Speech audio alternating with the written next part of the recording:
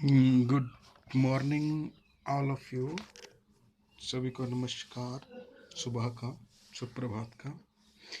देखिए, आज फिर मोहित आपके सामने जो वो नई वीडियो के साथ अभी आपको पढ़ाया जाएगा।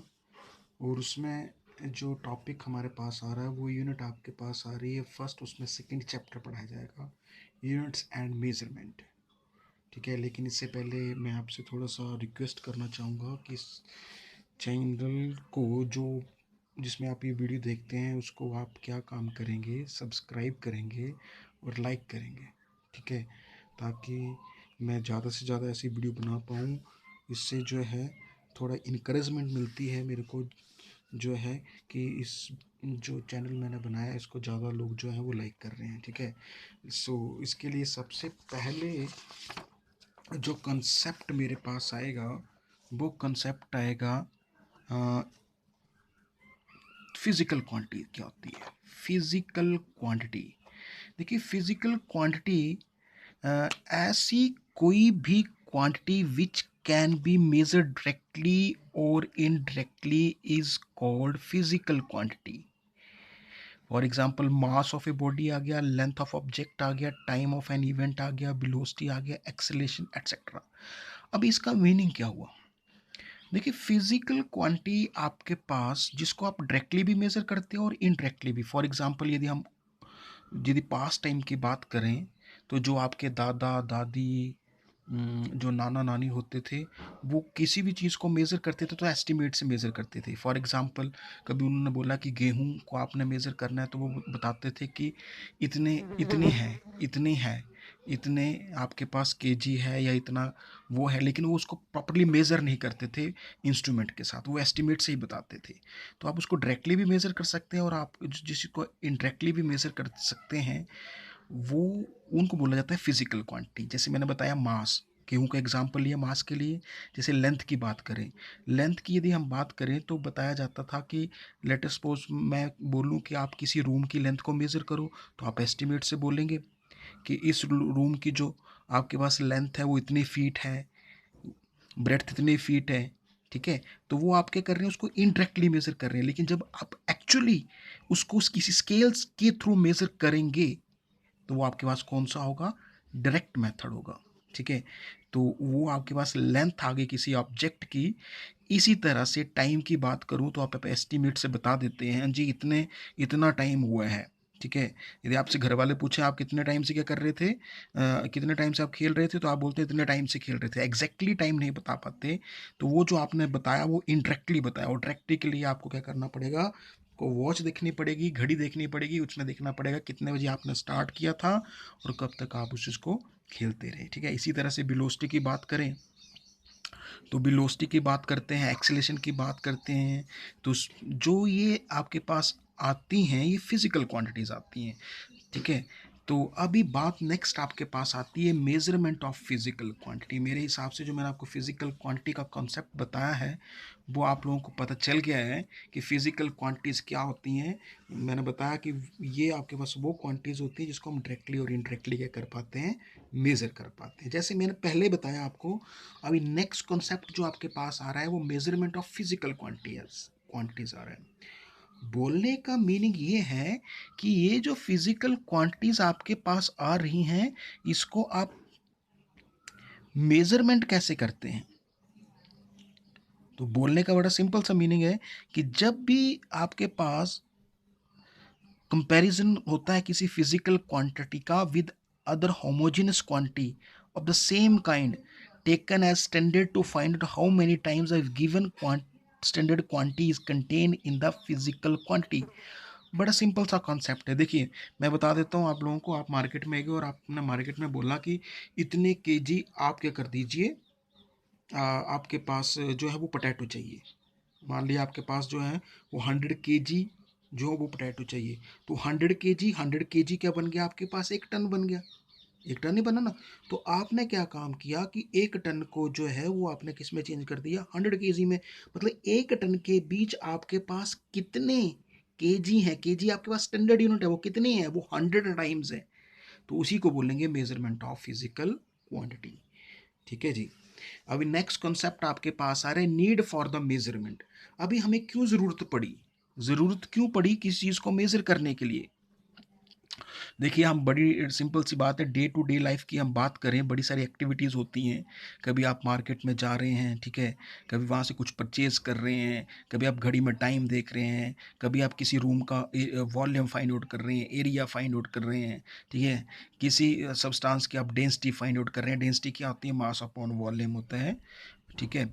और स्पीड आपके पास जिसको आप मेज़र कर रहे हैं, ठीक है? कि कोई ऑब्जेक्ट जो कितनी स्पीड के साथ जा रहा है।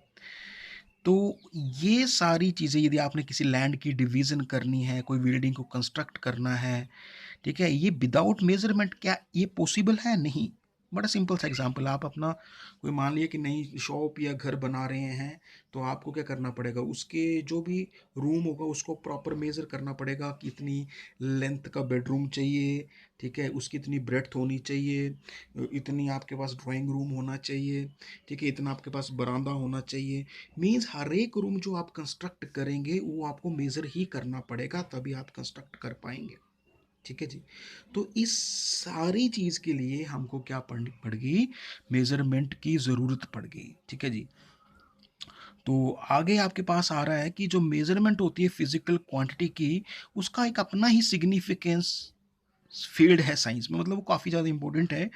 बिना उसके हम जो है साइंस में विदाउट मेजरमेंट वर्कआउट नहीं कर पाते हैं, क्योंकि यदि आप बात करें फिजिक्स की, तो फिजिक्स में कई सारे एक्सपेरिमेंट करने पड़ते हैं आपको। तो जो भी आपके पास एक्सपेरिमेंट होते हैं वो मेज़र ही करनी पड़ती है, कोई रीडिंग्स लेनी पड़ती हैं आपको, फिर उसको ऑब्जर्वेशन जो आप लेते हैं उसको कैलकुलेशन करनी पड़ती है। लेकिन आपने क्या काम किया? प्रैक्टिकली उस चीज़ को नोटिस किया और बड़े ध्यान से उस चीज़ को ऑब्जर्व किया। तो वहाँ पे भी किसकी ज़रूरत पड़ी? मेज़रमेंट की ज़रूरत ही पड़ी। ठीक है?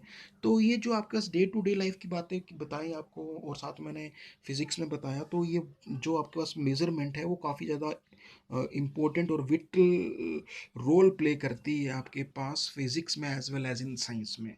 ठीक है? तो हमारे पास इसी के कारण जो, लेकिन जो भी आप मेज़रमेंट करेंगे उसको बड़े ध्यान से करेंगे, otherwise you are not able to measure it exactly and you can find out the errors. आपको वहां से एरर मिल जाएंगे। ठीक है जी। नाउ देखिए, नेक्स्ट आपके पास जो बात आ रही है वो आ रही है कि आपके पास एग्जाम्पल्स मैं बता देता हूँ। मेजरमेंट के एग्जाम्पल्स आपके पास क्या आते हैं? तो मैंने बोला है डिफरेंट पार्ट्स ऑफ मशीन और डिवाइस जो होते हैं वो आपके पास डिफरेंट डिफरेंट प्लेसेस पे अलग अलग तरह की मैन्युफैक्चरिंग करते हैं किसी एक फैक्ट्री में। ठीक है? और ये आपके पास पॉसिबल होगा किसके through? Accurate and precise measurement of different parts of machine में। तो मशीन के पास जो डिफरेंट डिफरेंट पार्ट्स है उसको ही आप मेज़र कर पाएंगे इंस्ट्रूमेंट के थ्रू। तो इसलिए हमें हमारे हमारे को जो मेज़रमेंट की ज़रूरत है वो फिज़िक्स में तो पड़ती है, as well as industry department में, as well as construction department में। मतलब कहीं पे भी आप जाएंगे, किसी भी डिपार्टमेंट में आप जाएंगे, तो फिज़िक्स में आप वहाँ पे मेज़रमेंट करनी पड़ेगी और वो आपके पास फिज़िक्स से ही रिलेटेड होगी। ठीक है जी। और देखिए, नेक्स्ट आपके पास कॉन्सेप्ट आ रहा है कि मेजरिंग प्रोसेस और यूनिट्स फॉर मेजरमेंट क्या होती हैं। तो सबसे पहली जो आपके पास आती है वो आती है डेफिनेशन। तो डेफिनेशन में बोला गया है कि it is a standard quantity with which a physical quantity of same kind is compared for measuring it। मैंने बता दी आपको पहले ही भी, मैं दोबारा से बता रहा हूँ। फॉर एग्जाम्पल, मैंने बताया आप लोगों को कि आपने क्या काम किया? आपने पोटैटो खरीदे, और वो भी कितने खरीदे? 1 टन। 1 टन में आपके पास कितने थे? 100 kg। तो आपने उसको कंपैरिजन किया। ठीक है? अभी 100 kg में कितने ग्राम है उसको 1000 से मल्टीप्लाई करना पड़ेगा। तो आपने फिजिकल क्वांटिटी आपने क्या ली यहाँ पे? मास। और उस मास को ही आप क्या कर रहे हैं? कंपेयर कर रहे हैं। ठीक है? जब उसको आप कंपेयर कर रहे हैं, यहाँ पे केजी क्या आएगी, ग्राम क्या आएगी, वो उसकी यूनिट्स होंगी। ठीक है? और जो न्यूमेरिकल वैल्यू आ रही है वो आपके पास क्या आ रही है? 100 और 1000, वो उसकी क्या होगी? न्यूमेरिकल वैल्यू होगी। तो यहाँ पे भी ये लिखा गया है, for the measurement of physical quantity we are having the two things we required. First one is a unit, and मैंने आपको बता दिया यहाँ पे जब आपने पोटैटो परचेज किए तो आपने यूनिट क्या ली वहाँ पे? केजी। ठीक है। या यदि हम बात करेंगे तो दूसरी के लिए आपने ग्राम ली और वहाँ पे न्यूमेरिकल वैल्यू क्या है, द नंबर और numerical value of times the given unit is contained in the physical quantity. जब आपने पोटैटो लिए 1 टन तो वो किसके बराबर थे, 100 kg। तो 100 क्या हुई वहाँ पे न्यूमेरिकल वैल्यू, और केजी क्या हुई, वो उसकी यूनिट हुई। ठीक है। अब देखिए बड़ी सिंपल सी बात है, न्यूमेरिकल वैल्यू को मैं सेम रखता हूँ और मैं उसकी यूनिट केजी जो है उसको मैं चेंज कर देता हूँ, तो वहाँ पे यदि मैं ग्राम लिखूँ तो क्या 1 टन 100 ग्राम के बराबर पॉसिबल है, नहीं। तो इसका क्या मीनिंग हुआ कि यदि मैं उसकी यूनिट को चेंज कर दूं, न्यूमेरिकल वैल्यू को सेम रखूं एज इट इज़, तो जो न्यूमेरिकल वैल्यू है वो एज इट इज़ ही रही, लेकिन जो आपके पास पीछे यूनिट लगी होती है वो काफ़ी ज़्यादा महत्वपूर्ण रोल अदा करती है किसी भी फिजिकल क्वांटिटी को मेज़र करने के लिए। तो कभी भी आप प्रैक्टिकली या कहीं पे भी आप कुछ चीज़ मान लिया कुछ फिजिकल क्वांटिटी के साथ रिलेट करते हैं तो उसको ध्यान रहे कि आपके पास जो उसकी यूनिट है वो स्पेसिफाई की गई है उसी को, अन्यथा वहाँ पे मिस्टेक होने के चांसेस ज़्यादा होते हैं। तो इसके लिए मैंने सिंपली एक फार्मूला आपके पास है फिजिक्स में, उसको यहाँ पे लिखा हुआ है कि जो फिजिकल क्वांटिटी होती है वो होती है नंबर इनटू यूनिट। मतलब आपके पास नंबर क्या होगा, जो न्यूमेरिकल वैल्यू आ गई, और यू क्या होगी, जो आपके पास यूनिट होगी। तो जो मास, फॉर एग्जांपल देखिए मैंने एग्जांपल भी लिए कंसिडर किया यहाँ पे, यदि आपने एक मास ऑफ ए बैग ले लिया और वो आपके पास 2 kg है, तो वहाँ पे न्यूमेरिकल वैल्यू क्या होगी इसकी, वो 2 होगी और उसकी यूनिट क्या होगी, केजी होगी। ठीक है जी। तो ये आपके पास मैंने कॉन्सेप्ट बताया आपको किस चीज़ का, ये आपके पास मैंने यूनिट का कॉन्सेप्ट बताया और मेरे हिसाब से आपको ये कॉन्सेप्ट जो है वो काफ़ी ज़्यादा क्लियरिफाई हो गया होगा, क्लियर हो गया होगा। ठीक है जी। अभी देखिए नेक्स्ट कॉन्सेप्ट जो आपके पास इसी से रिलेटेड आपके पास आ रहा है, वो आपके पास आ रहा है, देखिए इसमें ये बोला गया है कि आपने क्या काम किया कि आपने n1 जो ले ली वो आपने न्यूमेरिकल वैल्यू ली फिजिकल क्वांटिटी की, और क्वांटिटी x हैविंग यूनिट क्या ले ली इसकी, u1 ले ली। तो आपको पता है कि x किसके बराबर होती है, n1 one into u one के, इसको आपने क्या बोला, फर्स्ट इक्वेशन बोला। उसी तरह से आपने n2 ले ली, वो भी आपके पास न्यूमेरिकल वैल्यू आ गई, सेम फिजिकल क्वांटिटी और उसकी यूनिट आ गई। ठीक है जी। तो आपने इसको लिखा x into n two into u two. अभी ये क्योंकि फिजिकल क्वांटिटी सेम है, मान लिया मैंने कि आप मास ही मेजर कर रहे हैं या लेंथ ही मेजर कर रहे हैं, ठीक है, या टाइम ही मेजर कर रहे हैं, तो वहाँ पे सिर्फ मैंने उसकी यूनिट ही चेंज की हुई है। यूनिट का मतलब जैसे मैंने पिछले केस में भी बताया था कि यहाँ पे मैं यदि 100 kg लिख दूँ और यहाँ पे मैं क्या लिख दूँ, यदि 100 या आपके पास 200 ग्राम लिख दूं, तो मैंने इसकी यूनिट भी चेंज की, साथ में न्यूमेरिकल वैल्यू भी चेंज की। यदि आप इन दोनों इक्वेशंस को इक्वेट करेंगे तो आपके पास क्या आ जाएगा, n1 one into u one is equal to n2 into u two. ठीक है। और जनरली आप जब कोई भी आपके पास एक ऐसी इक्वेशन आती है तो उसको आप लिखते हैं n u is equal to constant. Therefore आपके पास n किसके बराबर होगा, कांस्टेंट अपॉन u के, और आप जर्नली इसको लिख सकते हैं n is inversely proportional to 1 upon u। इसका मीनिंग क्या हुआ कि जो न्यूमेरिकल वैल्यू है वो इनवर्सली प्रोपोर्शनल किसकी होगी, यूनिट के। यदि आपके पास यूनिट क्या होगी, यूनिट ज्यादा होगी, ठीक है, तो न्यूमेरिकल वैल्यू कम होगी, यूनिट कम होगी तो न्यूमेरिकल वैल्यू क्या होगी, ज़्यादा होगी। This shows that smaller the unit of physical quantity larger will be the numerical value. तो आपके पास यदि फिजिकल क्वांटिटी की यूनिट स्मॉल होगी तो आपके पास न्यूमेरिकल वैल्यू क्या होगी, ज़्यादा होगी, and vice versa. Next concept आपके पास आता है कॉन्सेप्ट ऑफ मास। क्या होता है, देखो तो बड़ी सिंपल सी बात है, मास क्या होता है। मास का मीनिंग हुआ the mass of a body is defined as the quantity of matter contained in the body. मतलब जिस चीज से वो चीज मिलकर बनी हुई है उसकी क्वांटिटी कितनी है, उसी को क्या बोलेंगे, हम मास बोलेंगे। फॉर एग्जांपल आपके पास चौक के जो डस्ट पार्टिकल्स होते हैं, ठीक है, उसको यदि मैं वेइंग मशीन में मेजर करूं तो उसका वेट नहीं आएगा, लेकिन वो सभी डस्ट पार्टिकल को इकट्ठा कर दें तो आप एक वो चौक का पीस बना देगी। तो बोलने का मीनिंग क्या हुआ कि वो जो चौक थी वो किससे मिलकर बनी थी, वो चौक जी थी वो चौक के पार्टिकल से मिलकर बनी थी।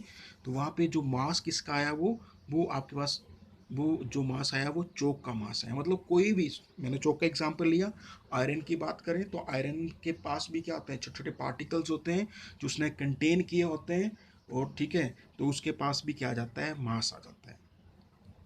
मतलब मास की डेफिनेशन आपके पास ये आई कि कितनी क्वांटिटी है उस मैटर की उस बॉडी के अंदर, उसी को आप क्या बोलेंगे, मास बोलेंगे। ठीक है, अभी मास की कुछ प्रॉपर्टीज़ हैं जिसको आप बड़े ध्यान से रखेंगे। कई बार स्टूडेंट कंफ्यूज होते हैं मास के और वेट के बीच में।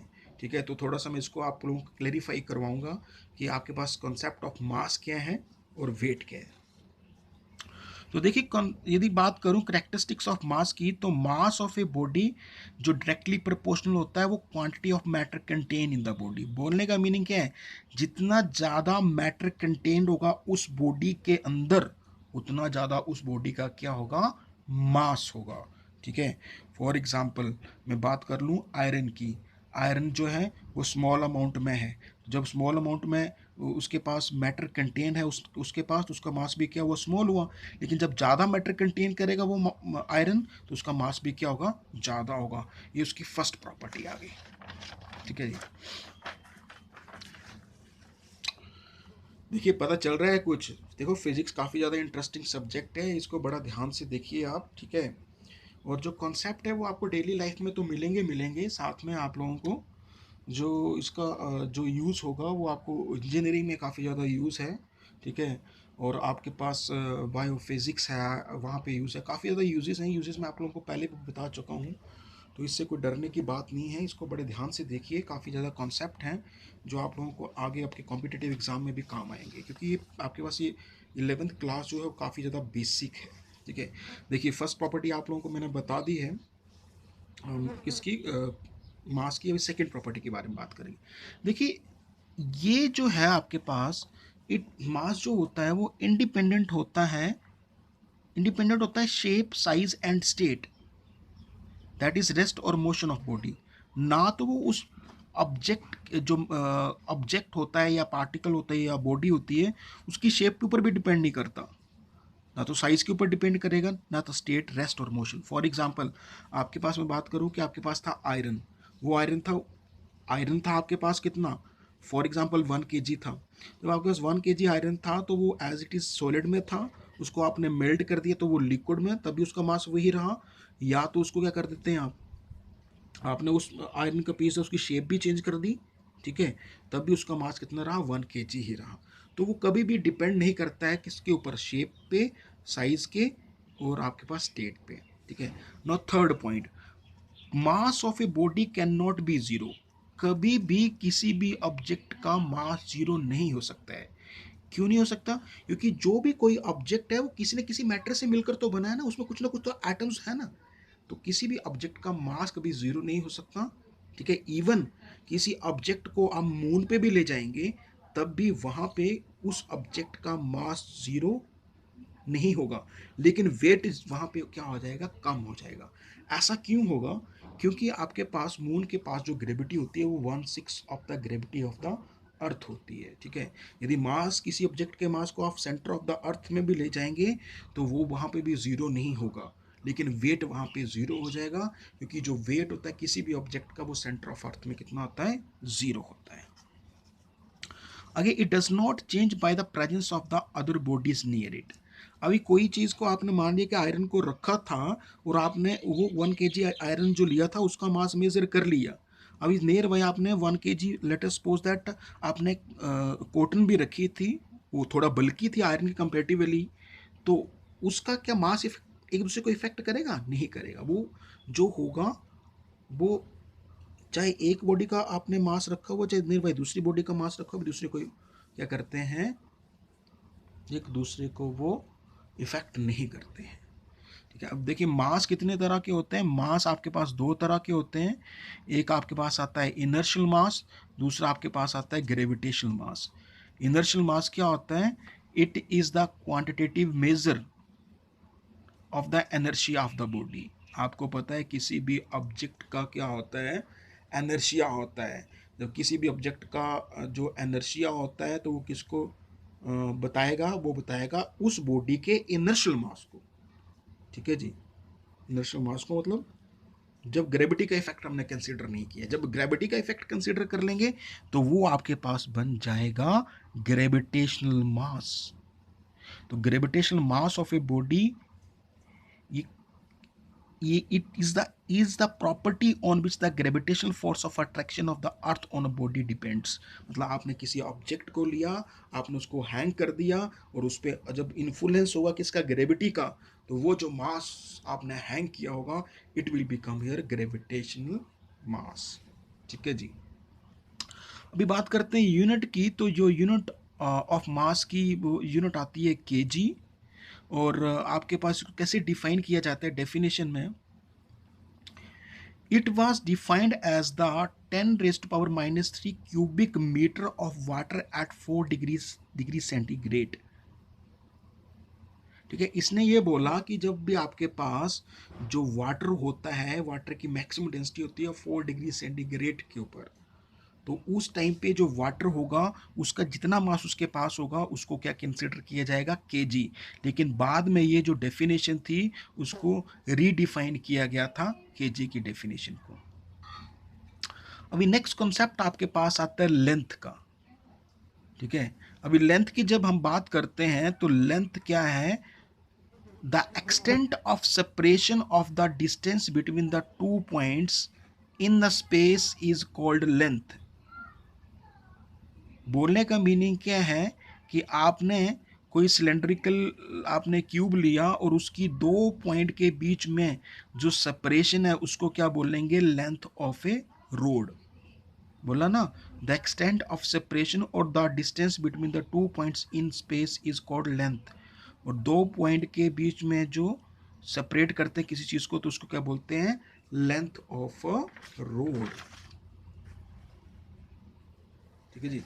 तो अभी आपके पास जो नेक्स्ट टॉपिक आ रहा है वो यूनिट ऑफ लेंथ क्या होती है। देखिए, जहाँ पे मेरे को ऐसा लगेगा कि ये जो टॉपिक है वो आपके आगे कॉम्पिटिटिव के लिए या किसी एग्जामिनेशन पॉइंट ऑफ व्यू से काफ़ी ज़्यादा इंपॉर्टेंट है, वहाँ पे मैं ज़्यादा फोकस करूँगा। ठीक है जी। तो don't be worry, now once again we are coming to our points. So unit of length, what is a unit of length, it is a metre. So unit of length is meter. And how we can define 1 meter? 1 meter we are defining, it is equal to 110 millionth of the distance from the north pole to the equator। मतलब जब आप move करेंगे जो north pole से equator की तरफ तो उसका जो 110 मिलियंथ डिस्टेंस होगा उसको क्या बोला जाएगा, 1 मीटर बोला जाएगा। लेकिन बाद में इसी डेफिनेशन को क्या किया गया था, उसको रीडिफाइन किया गया था 1899 में। और उसको ये बोला गया था कि आपने क्या काम किया, एक आपने प्लेटिनियम और ईडियम की एक रोड बनाई और वो रोड जो थी वो बनाई गई कांस्टेंट टेम्परेचर पे और उसका जो प्रेशर था वो 1 बार प्रेशर था। ठीक है, और उन दो उसके बीच में दो पॉइंट को मार्क किया गया, उसके बीच जो डिस्टेंस था उसी को क्या बोला गया, 1 मीटर। ठीक है जी। 1 मीटर मेरे हिसाब से आपको क्लियर हो गया होगा कि 1 मीटर क्या होता है। दोबारा से बता देता हूँ मैंने बताया कि 1 मीटर डिस्टेंस क्या होता है कि आपने क्या काम किया, आपने एक रोड बनाई जो किसकी मिलकर बनी थी, वो प्लेटिनम और एडियम की मिलकर बनी थी। और वहाँ पे उसका टेम्परेचर भी रखा गया कांस्टेंट, प्रेशर भी रखा गया कांस्टेंट। ठीक है, और उसके बीच में दो पॉइंट को मार्क किया गया, दो लाइन को मार्क किया गया, उस डिस्टेंस को क्या बोला गया, 1 metre. Next next next concept आपके पास आता है कॉन्सेप्ट ऑफ टाइम। तो यहाँ पे ये बोला गया कि आइंस्टाइन ने सिंपली टाइम को ये बोला गया था कि जो क्लॉक रीड करती है, ठीक है, जो घड़ी में आपके पास जो आपके पास होता है उसी को टाइम बोला जाता है। लेकिन एक्चुअल में जो आपके पास टाइम होता है वो दो इवेंट के बीच में की जो ड्यूरेशन होती है उसी को टाइम बोला जाता है। ठीक है जी। फॉर एग्जाम्पल, मान लिया कि आपके पास एप्पल जो था वो ऊपर से नीचे गिरा, पहले ऊपर था फिर वो नीचे गिरा। जब वो ऊपर था, जब वो टूटा है वहां से तो उसने ऊपर से नीचे आने के लिए कितना टाइम लगाया, उसी को क्या बोलेंगे, टाइम बोलेंगे। ठीक है, तो उसके वो दो इवेंट थे, मतलब वो वहां से चला और वो नीचे अर्थ के सरफेस पे पहुंचा, तो वो जो दो इवेंट थे उसके बीच में जो आपके पास ये कॉन्सेप्ट आ गया, वो किसका कॉन्सेप्ट आया आपके पास, वो कॉन्सेप्ट आ गया टाइम का। तो टाइम भी आप लोगों को क्लियर हो गया होगा। तो टाइम की डेफिनेशन कॉन्सेप्ट क्या है, मीनिंग क्या हुआ कि ये एक ड्यूरेशन होती है दो इवेंट के बीच में, जिसको हम क्या करते हैं, मेजर करते हैं। और time is measure of the duration for which an event is last, और वो ये टाइम उसको भी मेजर करता है कि कब तक वो इवेंट रहा है। अभी यूनिट ऑफ टाइम क्या होती है आपके पास, बड़ी सिंपल सी बात है, सेकेंड इसकी यूनिट होती है। ठीक है जी। अभी देखिए नेक्स्ट कॉन्सेप्ट आपके पास आ रहा है, फंडामेंटल एंड ड्राइव यूनिट्स क्या होती है। फंडामेंटल नाम से इंडिकेटेड है, फंडा मतलब बेसिक, ड्राइव का मतलब किसी चीज को हमने ड्राइव किया। ठीक है जी। तो मैकेनिक्स की हम बात करें तो हमारे पास तीन आती हैं, मास, लेंथ एंड टाइम। ये फंडामेंटल है, मतलब ये बेसिक है, ये बेसिक फिजिकल क्वांटिटी, मतलब ये फंडामेंटल फिजिकल क्वांटिटीज है हमारे पास। ठीक है।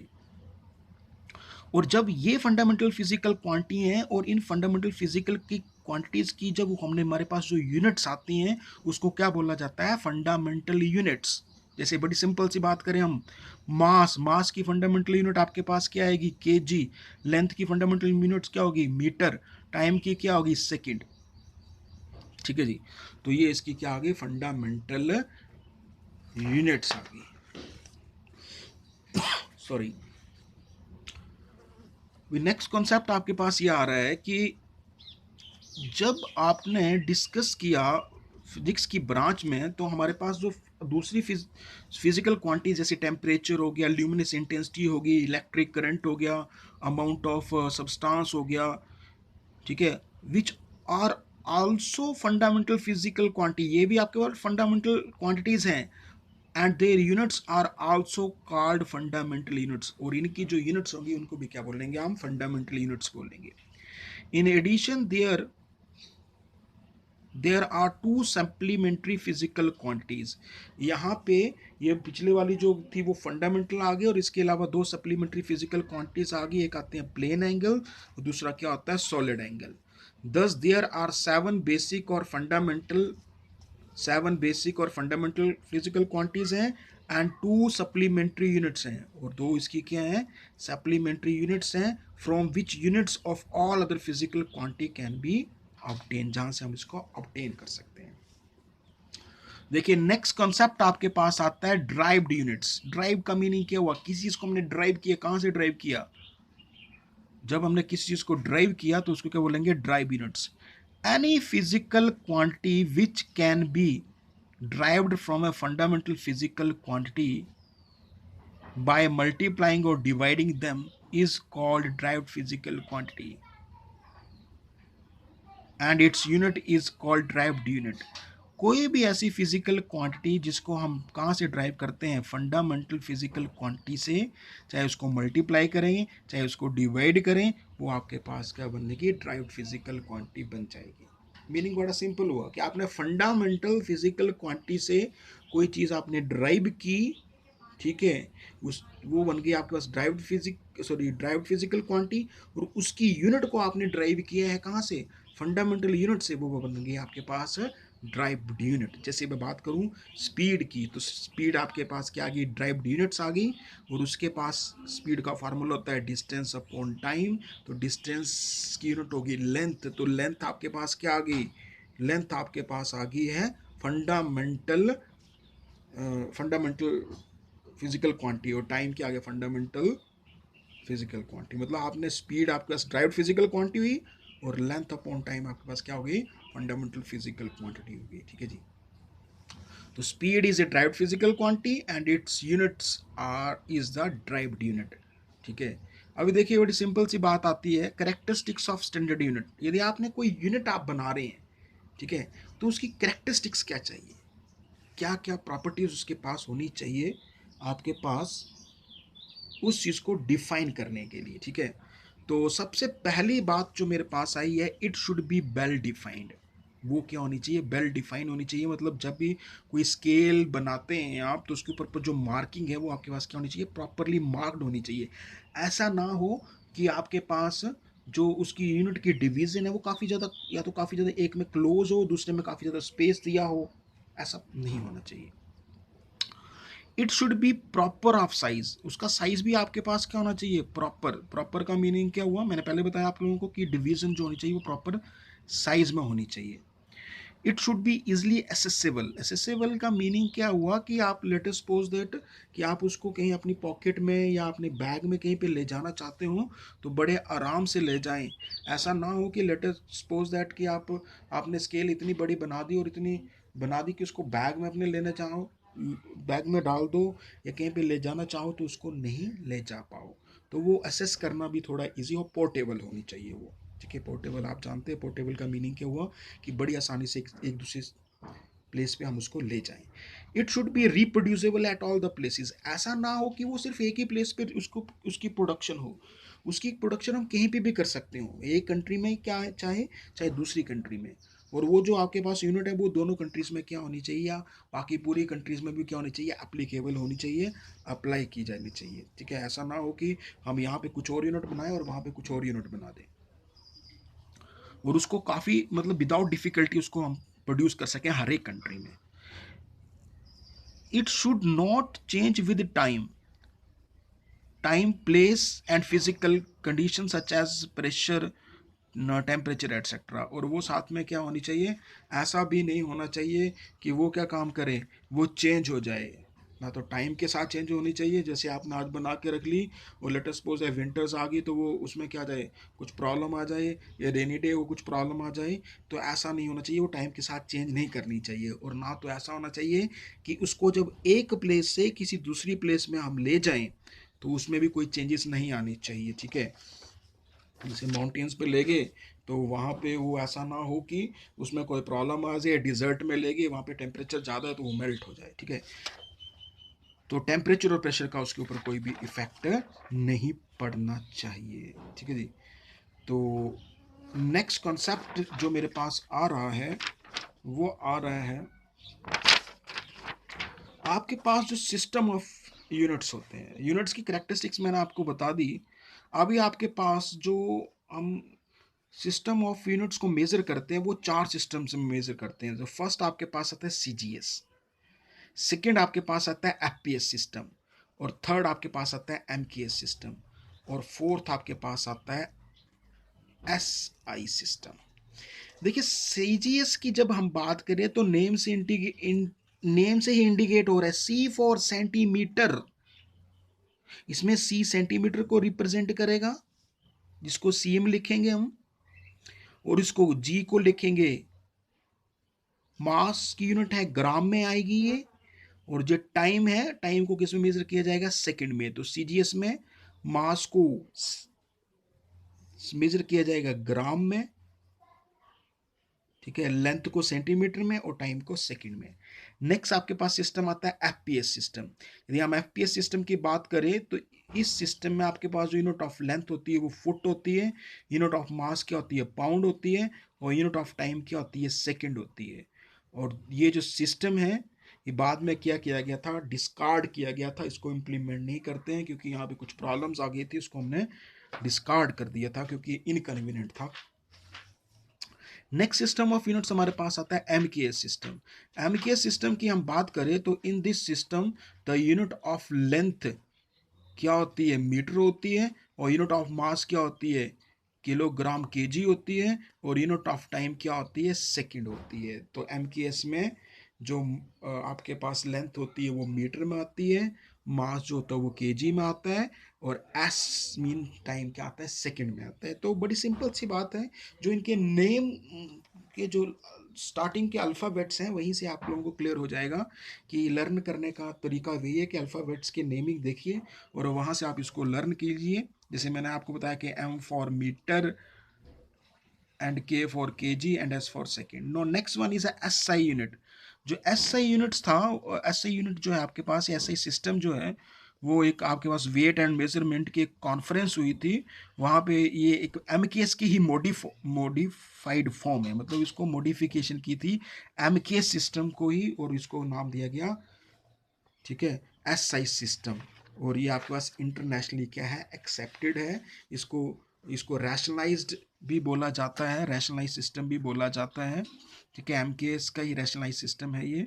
इसमें 7 आपके पास क्या आती हैं, फंडामेंटल यूनिट्स आती हैं, 7 फंडामेंटल यूनिट्स आती हैं और 2 सप्लीमेंट्री यूनिट्स आती हैं, ठीक है। ये बेसिक है, थोड़ा सा आपको ये ध्यान में रखना है कि आपके पास आगे जब भी चैप्टर की ये बिगनिंग है और आगे जब आप फिजिक्स को स्टडी करेंगे तो आपको ये यूनिट्स का थोड़ा सा आइडिया होना चाहिए कि फंडामेंटल यूनिट्स जो आती हैं उसमें देखिए ये मैंने सीरियल नंबर मार्क किया हुआ है, ये फिजिकल क्वांटिटीज मार्क की हुई हैं, ये नेम ऑफ द यूनिट बोला गया और ये सिंबल बताए गए हैं। तो आपको ये क्लेरिफाई होना चाहिए कि इस फिजिकल क्वांटिटी के लिए ये सिंबल का यूज़ किया जाएगा।